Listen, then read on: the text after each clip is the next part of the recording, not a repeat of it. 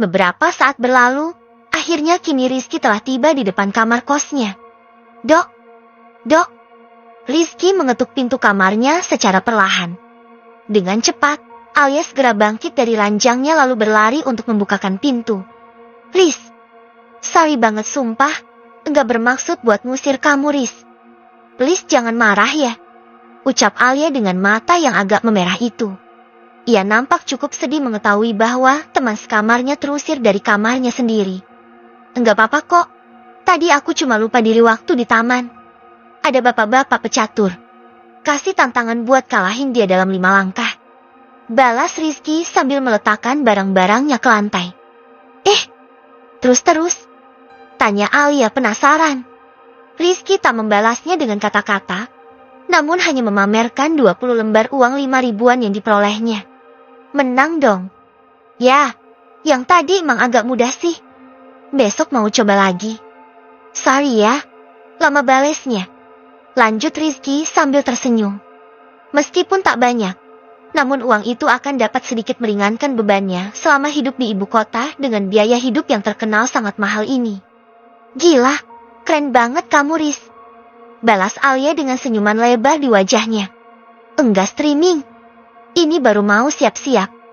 Tapi, makasih ya. Udah maafin aku. Buat minta maaf. Kamu mau apa Riz? Mumpung belum streaming bakal aku turutin deh. Saat mengatakan kalimat itu, Alia nampak begitu cantik dan menggoda di mata Rizky. Tubuhnya yang agak tinggi, digabungkan dengan badannya yang ramping, namun cukup berisi di beberapa bagian, pasti akan menggoda siapapun yang melihatnya. Tapi tentu saja, Rizky masih sadar diri dan memilih untuk tetap setia. Sekalipun mungkin saja Alia akan menuruti sedikit kemauan nakalnya, Rizky tak akan membiarkan keinginannya itu menguasai dirinya. Karena itulah, traktir makan dong. Lapar nih, mau hemat juga. Balas Rizky dengan senyuman yang ramah. Wajah Alia yang sebelumnya terlihat sudah siap untuk permintaan nakal apapun yang diinginkan oleh Rizky, kini berubah sepenuhnya. Tergantikan oleh warna merah yang samar-samar di sekitar pipinya. Itu doang? Tanya Alia kembali, memastikan permintaan Rizky barusan. Maksudnya? Ya, siapa tahu pengen sesuatu yang lain. Wajah Alia nampak sedikit malu-malu saat mengatakannya. Sama seperti siapapun yang akan tergoda saat melihat kecantikan dan pesona manis dari Alia. Semua orang-orang juga akan jatuh hati hanya dari penampilan rupawan Rizky. Enggak. Pengen makan aja. Balas Rizky sambil tertawa ringan. Berusaha untuk mengalihkan topik dari pembicaraan yang nakal ke arah yang normal. Oke, kalau masih ada yang buka pesan bakso ya. Rizky terlihat menganggukkan kepalanya, lalu kembali menyibukkan dirinya sendiri dengan beberapa buku di atas mejanya. Kali ini, ia nampak mempelajari perangkat keras dari komputer itu sendiri. Meskipun tak memiliki modal atau peralatan untuk praktek secara langsung, Rizky masih tetap bisa memperoleh ilmu kasarnya dari dalam buku ini. Membantunya nanti jika pelajaran praktek sudah dimulai. Setelah makanan pesanan itu tiba, keduanya nampak makan di hadapan meja masing-masing. Sambil sesekali bercerita mengenai apa saja yang mereka berdua lalui hari ini. Terus ya, Riz. Masa tadi pacar aku minta dimutin sampai dalam banget. Aku tolak kan, terus dia kayak ngambek gitu. Ucap Alia sambil meneguk es teh dalam gelas plastik itu. Hah? Wajar saja Rizky terkejut. Karena bukan hanya topik ini cukup sensitif, tapi pihak yang bersangkutan itu sendiri berada di hadapannya. Justru ia yang mengatakannya.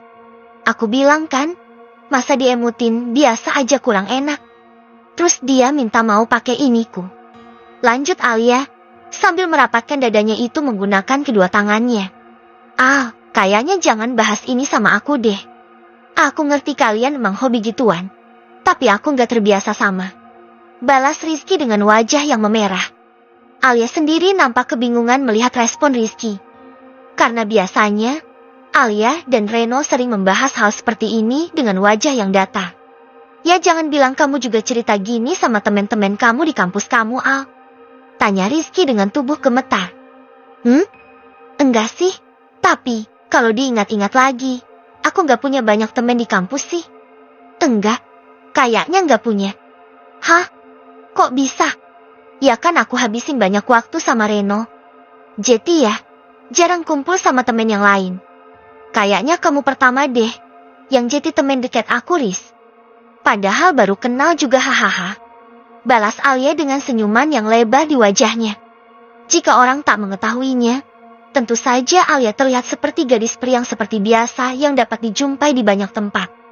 Namun siapa sangka, gadis ini seakan-akan sudah terbiasa melakukan hal nakal seperti itu dengan pacarnya. Bahkan sampai-sampai melakukan berbagai gaya yang aneh selama berhubungan berdasarkan cerita Alia. Pembicaraan mereka berdua terus berlanjut, kadang berganti topik yang berbeda. Namun pada akhirnya Alia akan kembali membahas mengenai berbagai hal yang sering dilakukannya dengan Reno. Tapi Riz, ini aku beneran. Kayaknya kamu bakalan sering nunggu di luar deh sampai agak malam. Soalnya entah kenapa pacar aku lagi pengen terus-terusan. Kalau kamu mau apa bilang aja ya, Riz. Ucap Alia setelah selesai menghabiskan makanan dan minumannya. Alia nampak bangkit dari kursinya, mengambil mangkuk dan sampah yang ada, termasuk milik Rizky untuk diletakkan di wastafel kamar mandi. Enggak kok, aku gak masalah nunggu di luar. Besok mungkin aku ke perpus aja kalau pacar kamu dateng. Balas Rizky. Nggak mau aku kasih servis buat ganti rugi. Pertanyaan Alia, lengkap dengan wajah datarnya itu, membuat Rizky memiliki segudang pertanyaan yang berbeda. Membuat Alia itu sendiri terlihat seperti perempuan gampangan yang akan melakukannya dengan siapa saja.